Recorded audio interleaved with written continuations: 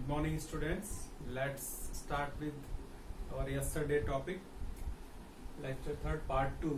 कल कुछ पार्ट छूट गया था उसमें से हमने, तो उसको हम कंटिन्यू करते हैं. कल हमने पढ़ा कि क्रिस्टलाइन जो सॉलिड्स होते हैं वो चार टाइप पे हमने डिवाइड किए थे, dependent on the force of attraction. किस तरह का पार्टिकल के पीछे फोर्स काम कर रहा है, इसके अकॉर्डिंग हमने उसके चार टाइप पढ़े थे. आज के हमारे जो टॉपिक है उसमें दो बातें हम पढ़ने वाले हैं. एक है क्रिस्टल लैटिस और यूनिट सेल. अब क्रिस्टल लैटिस का मीनिंग क्या है? एक्चुअली हमने पढ़ा है कि हर चीज मैटर जो सॉलिड है वो स्टेट ऑफ मैटर है, तो यहाँ छोटे छोटे पार्टिकल्स होते हैं इस तरह के, और इनका एक पर्टिकुलर अरेंजमेंट होता है.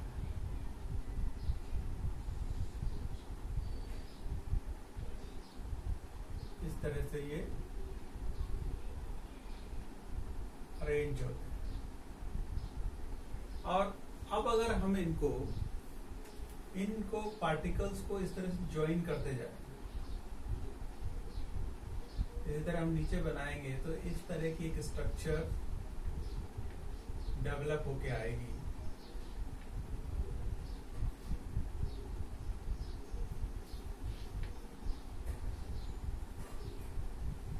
तो इस तरह यानी कि regular three dimensional arrangement of identical points. जो हमारा पार्टिकल्स होते हैं उनको हम पॉइंट्स मानते हैं, और इनको अगर हम थ्री डायमेंशन में एक रेगुलर अरेंजमेंट में जमा दें और उन पॉइंट्स को किसी लाइन से मिला दें तो एक शेप बन के आती है, और उस शेप को हम बोलते हैं क्रिस्टल लैटिस. क्रिस्टल लैटिस, अब जैसे ये एक पार्ट बना, इसमें रिपीटेडली एक पार्ट जमा होते जाएंगे तो पूरा बन के एक क्रिस्टल लैटिस डेवलप होगा.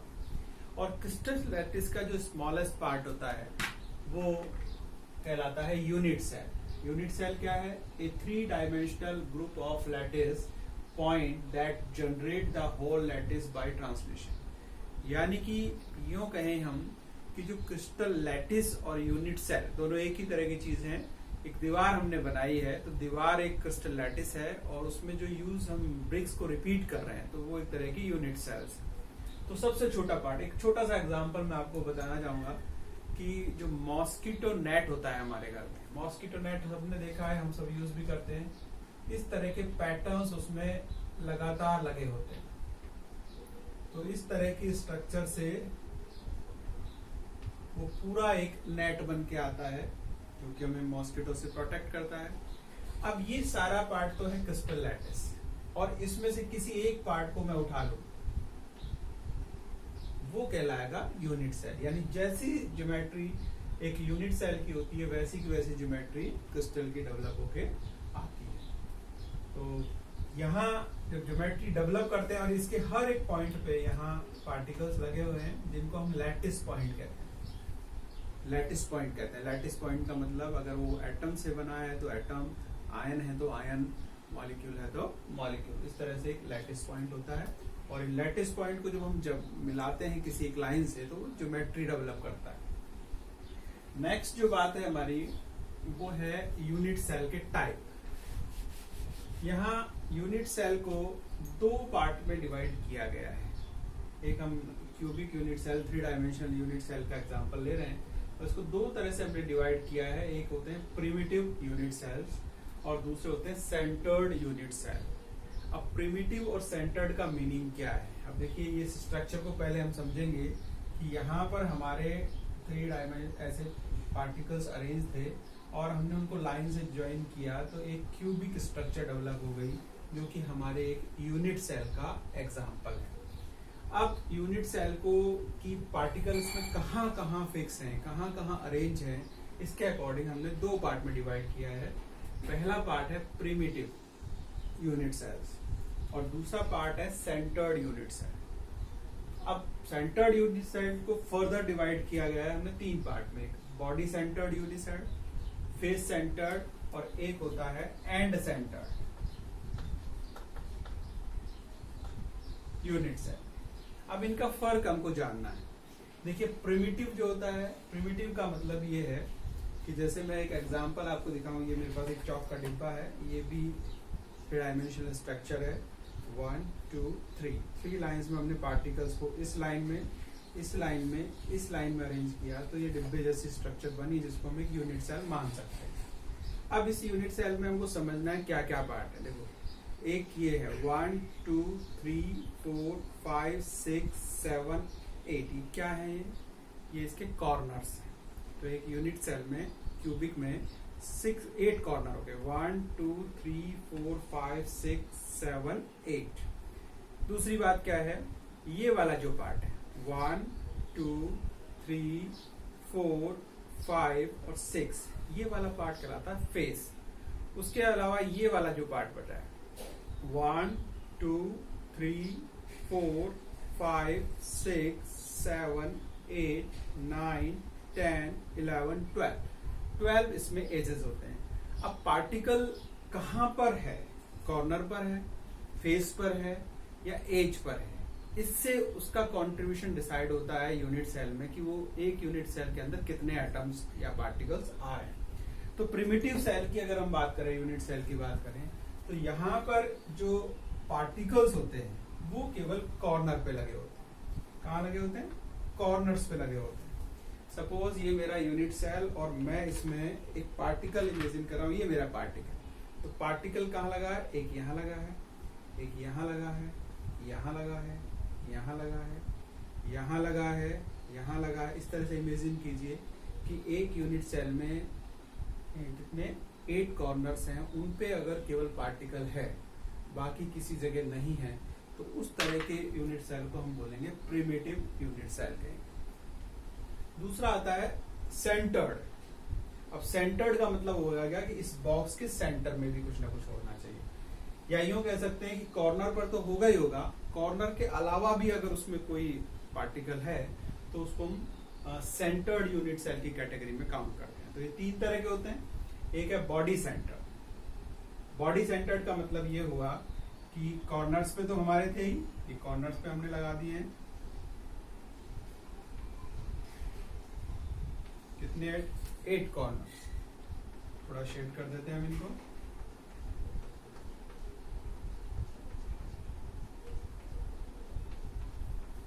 इसके अलावा अब देखिए, ये बॉक्स जो है, इसको अगर मैं ओपन करूंगा तो इसमें बीच में खाली जगह भी होगी। एक मैंने लगा दिया इसके सेंटर में, यानी ऐसा यूनिट सेल जिसमें कॉर्नर्स पे पार्टिकल्स लगे हों या लैटिस पॉइंट लगे हों और उसके अलावा उसके सेंटर में भी एक पार्टिकल लगा हो, तो उसको हम बोलेंगे बॉडी सेंटर्ड यूनिट सेल। अब मूव करते हैं दूसरे पार्ट में, फेस सेंटर। अब फेसेस की हमने बात की थी, कितनी फेसेस होते हैं? 1 2 3 4। फिर से मैं इससे समझा देता हूँ, ये सब हमारे फेसेस हैं। देखिए फेसेस क्या हैं? ये फेस 1 2 3 4 5 6, यानी एक इसमें 6 फेसेस है। तो एक कंडीशन तो पहले से हमने लगा रखी है कि कॉर्नर्स पे होना चाहिए, तो पहले हम कॉर्नर्स पे फिक्स कर देंगे सभी को।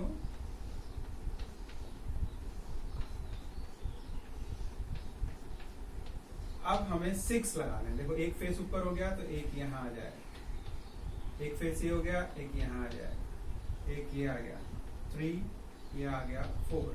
अब देखना है क्योंकि हमारा बोर्ड 2 डायमेंशनल है, तो एक फेस ये वाली और एक फेस ये वाली, तो एक आगे वाले को मैं थोड़ा आगे लगा रहा हूँ, पीछे वाले को थोड़ा पीछे लगा रहा हूँ।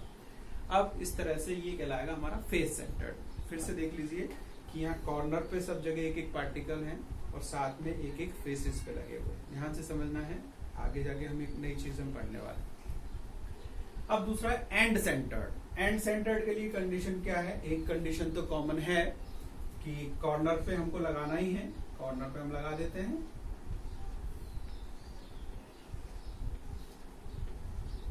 कितने आ गए? 8 आ गए। इसको हम थोड़ा शेडेड कर देते हैं। अब इसमें कंडीशन ये है कि आपको 6 फेसेस में से कोई भी 2 अपोजिट फेसेस ले लेनी है, चाहे ये दोनों अपोजिट हैं, ये दोनों अपोजिट हैं, हम ये ऊपर वाली और नीचे वाली लेते हैं। तो अगर इन पर 2 अपोजिट फेसेस पर एक एक पार्टिकल है तो ये कंडीशन कहलाती है end centred cubic cell, cubic unit cell की। अब मेन बात ये है कि जब हम बॉल्स को लगा रहे हैं, पार्टिकल्स को लगा रहे हैं, तो हमें निकालना है कि इस पूरे यूनिट सेल के अंदर कितने एटम आ रहे हैं। अब हम देखने पे लग रहा है कि भाई हमने 8 एटम लगाए हैं तो 8 आने चाहिए, लेकिन ऐसा नहीं है। आपको पता होना चाहिए, जब मैं इसको यहाँ किनारे पे लगाता हूँ तो क्रिस्टल क्या है, क्रिस्टल में इसके बगल में एक और है, इधर है, ऊपर है, तो कुल मिला के इसे इस तरह के हम 8 बॉक्स लगा पाएंगे। यानी ये जो किनारे पे जो एटम है वो एक्चुअली कितने यूनिट सेल से जुड़ा हुआ, 8। इसके पैरेलल एक इधर, एक इधर, एक इधर और 4 इसके जस्ट ऊपर। तो कहने का मतलब हुआ कि जो कॉर्नर पर एटम है वो क्या करता है, कॉर्नर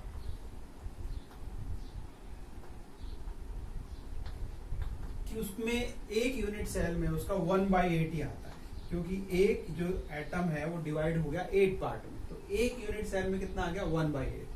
और हमारे पास टोटल कितने कॉर्नर है, 1 2 3 4 5 6 7 8। इसका मतलब आ गया 1।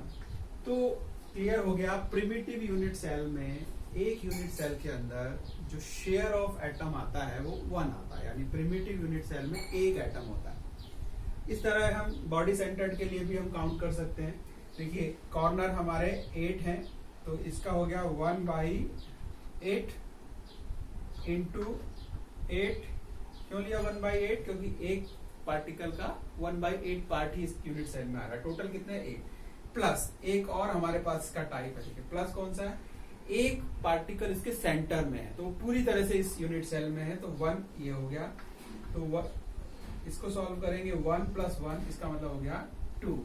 तो बॉडी सेंटर्ड के अंदर जो एटम आएंगे वो 2 होंगे, प्रिमिटिव के अंदर जो आएंगे वो आएंगे 1 एटम हो गया। 1 एटम बोल सकते हैं, 1 पॉइंट बोल सकते हैं, 1 लैटिस पॉइंट बोल सकते हैं। नेक्स्ट है फेस सेंटर्ड। फेस सेंटर्ड में हमारे पास पहले हम कॉर्नर्स को लेंगे, तो कॉर्नर का 1/8 आता है। 8 कॉर्नर हैं, 8 पार्टिकल लगे हुए हैं। अब हम फेसेस की बात करते हैं। अब फेस ये है, ये फेस है। एक डिब्बा बॉक्स मैंने इधर से लाया तो उसका फेस दो, अगर यहाँ एक पार्टिकल है तो एक मैं और लगाऊंगा तो वो जो पार्टिकल है वो उसके बीच में आ जाएगा, यानी कि आधा इसमें शेयर होगा और आधा इसमें शेयर होगा। तो कहने का मतलब ये हुआ कि फेस सेंटर्ड में पार्टिकल हाफ शेयर होता है एक यूनिट सेल में, तो हाफ। और टोटल फेसेस कितनी है हमारे पास, 6 है। 6 बताया था, तो कितना हो गया, 1 + 3, इसका मतलब 4 पार्टिकल। तो फेस सेंटर्ड के अंदर हमारे पास होंगे 4 पार्टिकल्स। नेक्स्ट आता है एंड सेंटर्ड। एंड सेंटर्ड में वही 1/8 क्यों लिया हमने, क्योंकि कॉर्नर पे जो होता है उसका 1/8 शेयर आता है। टोटल कॉर्नर कितने हैं, 8 हैं प्लस। अब देखने की बात है, यहाँ केवल 6 फेसेस में से कोई केवल 2 ही फेसेस ऐसे हैं जिन पर हमारे पार्टिकल्स लगे हुए हैं। तो जब फेस पे पार्टिकल होता है उसका हाफ शेयर 1/2 एक यूनिट सेल में होता है। और टोटल कितने हैं, टोटल है हमारे पास 2। तो इसका हो गया 1 + 1, इट मीन्स 2। तो इस तरह से हम बता सकते हैं कि जिस तरह का यूनिट सेल होगा उतने पार्टिकल उसके शेयर में आएंगे। प्रिमिटिव के लिए आ रहा है 1 particle in unit cell, body centred के लिए आ रहा है 2। बॉडी सेंटर्ड और एंड सेंटर्ड, देखिए यहाँ एक चीज सीधी बात है कि यहाँ पर पार्टिकल पूरा अंदर है और यहाँ पर 2 पार्टिकल हैं आधे आधे, तो आधे आधा प्लस 1 हो गया, तो कुल मिला के 2। यानी एंड सेंटर्ड और बॉडी सेंटर्ड में शेयरिंग ऑफ पार्टिकल सेम होती है, वो 2-2 होता है। फेस सेंटर्ड के अंदर ये 4 आता है, क्योंकि कॉर्नर के और साथ ही साथ फेसेस के। Thank you.